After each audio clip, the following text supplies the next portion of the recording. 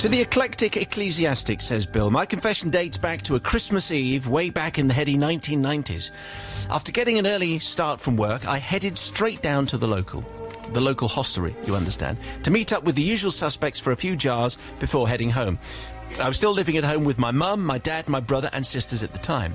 Using an athletics metaphor in this Olympic year and all, what was meant to be a Usain Bolt type sprint turned out to be a Mo Farah 1500 metres as pint after pint was consumed. In the meantime, my brother had also finished work and joined me in the merriment, managing to catch up and feel as tired and emotional as I was by the time last orders were called. We left the establishment this Christmas Eve around 11 p.m, and our 5-minute walk home took the customary 20 minutes, including the obligatory rearrangement of the Santa Stop Here signs outside the neighbours' houses. We then arrived home to find that our dad had been to another establishment that evening, and he too had become tired and emotional, but seemingly less emotional and more tired, as he was fast asleep in his armchair with Singing in the Rain blasting out on the television. It was at this point when my brother and I decided that we would follow the beautiful smell that was coming from the kitchen to see exactly what was going on there. Well, Father Simon, it was the most glorious of smells, the waft of freshly cooked turkey that was still warm and crispy and golden, and really, quite honestly, just inviting somebody to taste it. Let's just have a small piece each, we said to each other, and promptly delved in to the succulent bird without further ado. Before we knew it, Father Simon, we had eaten 3/4 of the turkey. Wow. And coming promptly to our senses, and for some reason suddenly sober, we realised that we were going to be really in for it when Mum woke up in the morning. And this is where our master plan, and subsequently my confession, truly begins. I must have been asleep for about an hour before I was woken up by my mum's hysterical, shrieking voice. She'd gone downstairs to wake Dad up and make him go to bed, but was confronted by an unexpected sight.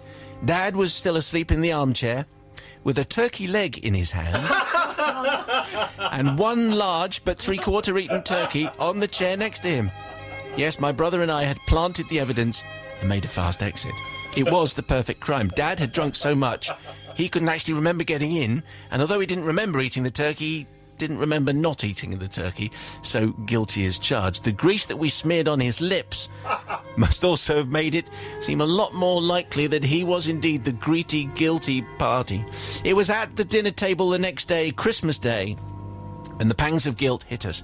Mum had managed to rescue a bit of the turkey, and she shared what was left with me, my brother, my 2 sisters, and herself, with not a shred of meat for my rotten father. Dad was hanging his head in shame, looking sheepish and repeatedly saying, No, you eat, it's fine. I deserve not to have any for what I've done. I must admit, I wasn't proud of what we had done, but we'd gone too far to back out now. So, Father Simon, I seek forgiveness for this terrible crime of deception, for loading the blame onto my own father, whose only crime was to have a little too much to drink on Christmas Eve, and for ruining the lovely dinner that my mum had worked so hard to prepare. I must let you know, however, that as an act of self-penitence, every Christmas when Mum has dished out the servings, I take a piece of turkey off my plate and put it onto my dad's plate when no one is looking. But still to this day, my father thinks he is guilty of his midnight Christmas binge. Shocking tale. There are lots of stories which start like that, and maybe eat the mince pies and that kind of thing, but no one, as far as I know, until Bill and his brother have had the kind of foresight to actually plant all the evidence on Sleepy Father. What do you say, Sister Rebecca? That is absolutely hilarious. It really makes me think of the Royal Family, the TV series. You can imagine the dad sitting in the armchair with the turkey. I have to say, it's pretty mean on the poor old dad, and not really in the festive spirit, though. And it just makes me really sad to think about it. So I'm really sorry, Bill. He still thinks it was him? He still thinks it was him, exactly. And I mean, I know the leg of turkey goes on his plate every year, but that's just not enough. So, Bill, I'm really sorry, but you're not forgiven. Not forgiven. I don't think anyone's going to forgive this one.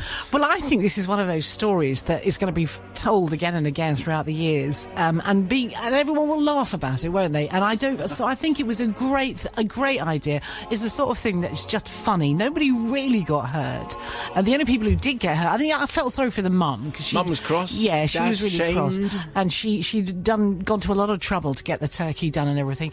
But I think it's really funny, and they'll get miles and miles of stories out of this for years. So I think I'm going to forgive you, Brother Matthew. I think the ingenious about this is smearing the grease onto the lips of the father. That's what really turns this one around. You would think he was guilty, and the fact that he didn't know that he wasn't guilty. I love the fact that I was a bit drunk last night and I can't remember not doing this, so he couldn't even fight his own corner. Superb. What an excellent story. However, we do have to point out, because I know we'll get emails and I'll get hauled up if I don't say it, but Mo Farah didn't run in the 1,500 metres. It was a 5,000 and 10,000 metres. And therefore not forgiven. But that doesn't stop it from being a great story and a complete screw. It's going to be the best laugh this week.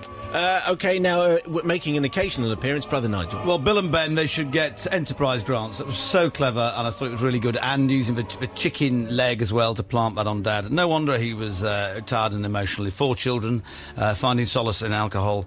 But the thing, you see, it was Mum, really, who's made a terrible culinary faux pas.